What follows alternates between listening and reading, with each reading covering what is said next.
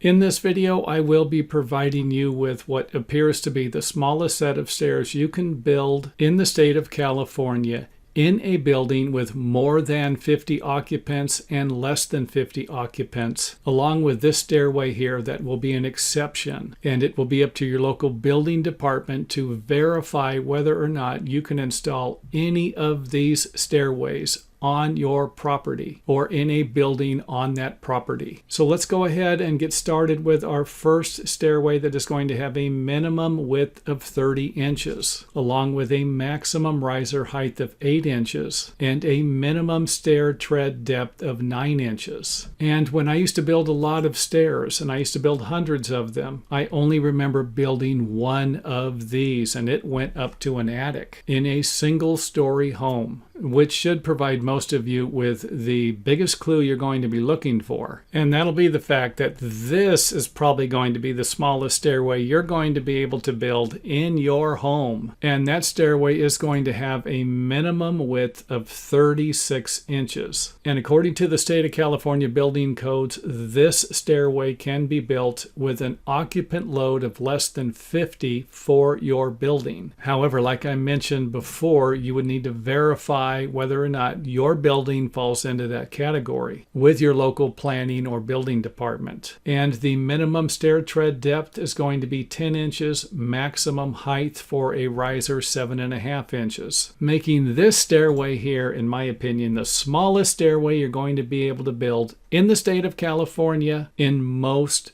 2-story or 3-story homes. Now, if you have an occupant load of more than 50, the only difference I could find is that the stairway is going to need to be 44 inches wide. This is the minimum distance. And if you haven't figured it out by now, this is going to be the smallest stairway you can build in a building with an occupant load of more than 50. So keep that in mind also when trying to figure out what the smallest set of stairs you're going to be able to build for your project.